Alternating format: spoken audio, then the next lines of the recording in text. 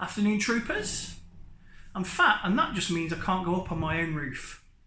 That's relevant, but you don't know why. So the other day on one of the forums I'm on Facebook, somebody was on about how they just bought, I think they're just getting into retro collecting, and they just got a PS2. I know. And they wanted to know what games you should get. And I thought, well, I can help with that because I love the PS2. It was the console that brought me back into hardcore-ish gaming. I've never done anything hardcore apart from me. Into hardcore gaming. And some of the games on the PS2 were magnificent. They reached the maximum, and they tried to make every pixel count, and they added music, and they added so much extra value that you don't normally get today, or if you do, you don't notice it because you're numb to it. And also, I think the PS2 was better than its contemporaries, which obviously are the GameCube, the Dreamcast, which it completely dominated. The GameCube was a bit of a failure as well, if we're honest. And what else was sort of PS2 era? The Xbox One? Not what, Xbox original? Not the Xbox One X, Xbox One, Xbox S, Xbox X One. I never know how to stop when I'm talking about Xboxes. Anyway, so yeah, there's quite a few little consoles around that area that were quite powerful and some really nice games, but it was the PS2 that was the cock of the walk. And the reason was, it had the best controller, it had a really amazing slice of games, and it was a DVD player. At the time when having a DVD player was still a bit of a prestige moment. Now, well, you go in a lot of houses, haven't even got anything player because it's all streaming. So anyway, so the guy, rewind like a minute. So the guy on the Facebook forum said, "I've just got into collecting. I've got a PS2. What games should I get?" And I thought, Tubby's time to shine, because I am a self-professed expert on things that I really like. So, if you're interested in if you're interested in PS2 games, or you're just interested in collecting PS2, and you want a handful of games to start off with that aren't the most expensive out there, and you just want some advice from a fat man, I'm your guy, and I'm right here with some advice for you. And it was hard. It's hard because I've got a decent collection of PS2 games, and some of them are magnificent. I think all the dross I've just got rid of. So, we'll start with, I've got 7, but there's 5 that are like, boom, you've got to have these! And then there's 2 that are like special mentions. Itchy helmet. We've all been there, lads, do you know what I mean? So, I don't know where to start, whether to start big or whether to start gentle and ramp up. I want to start with what's in front of me. Gun. Brilliant. Brilliant. I imagine I'm looking at this through massively rose-coloured glasses. And I bet if I haven't played it for years, and I bet it looks absolutely pants now. However, this was your Red Dead of the day. And what year was this? 2005? It was relatively recent then, really. It's really good. The map's annoying because it tries to use the illusion of distance by taking you around the long way. So there's like 2 major towns, Tombstone and I think Deadwood. I'm not sure, but it's 2 major towns.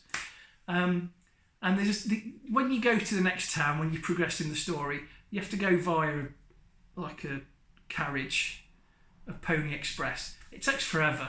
But actually, if you go to the second town and look down the train tracks, it's only there. It's only there. It's not far at all.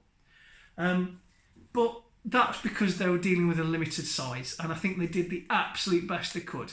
The voice acting is really good. Thomas Jane, I'm a big fan of Thomas Jane anyway. I thought he was the bomb as Punisher, and he's pretty good in this. And Chris Christopherson, who is roll of dice, good or bad, depending. He's the bomb in Millennium, but he's crap in a few others. So it's up to you. Your mileage may vary. But Gun is basically Red Dead from 2005. You're a cowboy and a cowboy. And you shoot people in the face and stuff. But I think Ron Perlman's in it as well. Ron Perlman plays Hoodoo Brown, who was the mayor of Tombstone, I believe. Don't hold me to that. I've done no research. I'll give you data, then you fact check. You've learned, I've not learned anything, everyone wins. Gone. Brilliant. Next game I really like for the PS2. Need for Speed Underground 2! Not 1, 2! It's a great racing game. It's a great racing game. Uncomfortable. Yeah, it's a great racing game. Because it's not just laps around a track. There are that, and that's good. There's laps around a track, but there's drift racing in huge SUVs. There's street racing, there's challenge racing. It's an open world where you can just go out and find other Kevs in modded up Halford specials and race them. It's a relatively decent story, but it's not enough to tax the brain of the stoner or the Fast and Furious fan that's going to be playing this. It's nice. I liked it. It looked great at the time. You never drive in daylight, it's always night, which helps the graphics a lot. The city is very realistic. It feels like a realistic place. When you're hurtling past it, it doesn't really matter about the detail because the neon lights sort of blur. It's very much, if you imagine Fast and the Furious, the first one, this is like the game of that. I'm surprised they never like tied it in officially. But the customisation of the cars was really good. The choice of cars is really good. And the music is really, really, really good. Snoop Dogg does a really good cover of Riders on the Storm. Yeah, I know. But it's with, you know, it's not bad at all. So I recommend that as well. I talk about this game a lot. Battlefront, the original Battlefront, it's Star Wars, but without all the stuff we've got today. It's just your Star Wars. It's pure. It's fun. There's everywhere you know, and there's a couple places you don't know that makes sense. Renvar, I quite like Renvar as a map. There's 2 maps for it. I quite like it. There's a campaign mode that's basically just threaded together battles, and there's just wade in and shoot things mode. It's fun. I've not nothing else to say to that. It's just all right. If you're that kind of guy who likes first-person modern shooters, boom, Black. I really like that. There's some really run-of-the-mill cliche missions, but there's one mission that's on like a suspension bridge, and you have to fight your way across the suspension bridge. And that's genuinely, you get a real sense of space because they're only worried about the linear bridge, and they can give you the impression of space either side without having to worry about putting anything there. So there's another mission where you're going through like an abandoned mental institution or hospital. That's pretty creepy. The rest of it's pretty average, but the guns are nice. The feeling, there's a real art to when you fire a gun in a game, making that gun feel like GoldenEye nailed it. GoldenEye was fun. I'd pay £1 an hour just to hold the GoldenEye control and just fire an AK, just like a moron, because it felt like you were actually achieving something when you were firing that gun. There was feed. It wasn't just feedback through the controller, the visuals and the sound and everything. It just felt like you were actually impacting something on the game. And the guns on this feel like you're. Some games are just like, and you don't feel like anything's happening at all. There's a lot of like messages and feedback coming from the gun in the game, and I really like it. And it's very much a predecessor of things like Modern Warfare 3. The maps, you know, it's not affiliated to them. It's an EA, so it's possible it's sort of a proto Modern Warfare. I don't know, but it's a good first-person shooter. There's quite a nice story, some nice cutscenes in it. I quite like it. I remember at the time it was one of my favourites.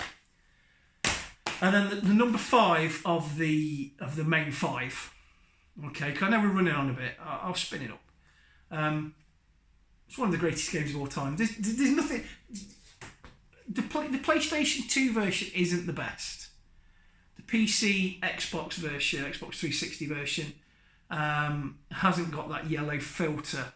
Plays a little bit better. This one looks like you're watching it through 2 yellow sweetie wrappers, but it is one of the best games of all time. The city in it is smaller than the GTA 5, but it feels so much more like a real city. There's 3 cities. It's 3 main cities, and God knows how many little towns. The attention to detail. For me, this is Rockstar's peak. And I think as games started to get DLC and expansions and stuff like that, as we got into the PS3 online era, I think they started to lose a bit of focus, but this is just polished. And Cole is a great protagonist. There's some great characters. If you know about hip hop and early like LA rap scene, which I'm sort of a brush with, I'm a fat white male. Yeah, I know all about rap. The cars are great. The environments are great. It's blocky and clumsy now, but at the time it was just life changing. And I do think this and GoldenEye have got to be somewhere in the top 10 of greatest games of all time. Yeah, it's my channel. I'll tell you what I want. And then there's two special mentions. And weirdly, well, actually, I've sort of got 3. Burnout. Burnout's always good, you know, but I've got a lot of racing games. So my final 2, this one is a quick special mention. Simpsons Hit and Run. It is a really good game. It's basically Grand Theft Auto, but Simpsons. If you see it for cheap, drop on it. It's a really good laugh. I'm not putting too much effort into this. The final special mention I've left to the end because it's very polarising. Some people think, like me, it's magnificent. And some people think it's small and claustrophobic and it's not very good. I'm talking about Canis stroke Bully. I love it. I love Bully. I love the music, and it's not this huge orchestral. They've not spent loads of money on it. It's got one dude, and he's done like a jazzy, bassy. I don't know, it just works. I love the design. I love the logo. I love Jimmy. He looks like a really young Bruce Willis. He's thick as mince, but he's just trying to make his way in the world. I love the school. I love the factions. I love when he gets spoiler alert. Yeah, come on, it's like a 20-year-old game. Grow up. When he gets expelled and he goes and lives with the townies and they're a bit rougher and they're like a next level. I love how there's bits of the town that are quite nice, there's bits of the town that are rough. I like how the weather changes, the time of year progresses. And I even like the way it ends, and it sort of gives you the free roam. And that chapter is just Endless Summer, it's called. So it's almost like a dream state of you just being able to do anything. And I really like Bully. I think there's a lot of almost passion that went into the bigger games. It's like, I don't know the story behind it, but it wouldn't surprise me if it was a much smaller team working along, like separate from the main Rockstar, you know. And it's almost like they're playing with that, that's fine, they can do that. But the core people that were doing it were just at the top of their game, at the top of their abilities. And there's a really nice attention to detail. There's mini games everywhere. There's a mini game where you can kick a football in a dude's bollocks, and if you can't do that, then you lose a quid. You know, you pay a quid, if you kick a guy in the bollocks, you get a £5. That's a genuine mini game in this, right? It's lovely. It's got its flaws. It's got a lot of flaws, and I know a lot of people are iffy on Canis. But in general, I think it's a magnificent game. But I know, and the only thing I've not put it in my main 5 is that it's divisive, and I've talked about it a lot because I like it. However, I'm going to go back to finally these main 5. So these cover a lot of bases. You've got a racing game, you've got an open world, you've got a first-person shooter, you've got a Star Wars third-person shooter, and you've got a third-person cowboy game. Of these, the one I think you could probably drop if you're not that mad into it is Black. I like it, but others, it's only a first-person modern shooter. Some people are just fed up of them. So they're my top choices for PS2 games.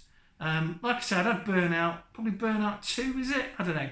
Well, I can't remember. I didn't want to add too many, but there's a lot of joyful, lovely games on PS2. And if you want to get into retro collecting, PS2 is a really good place to start, just like the original Xbox, because accessories are cheap as chips, consoles cheap as chips, the games are everywhere and cheap, and it still looks okay on modern tellies without having to mess too much.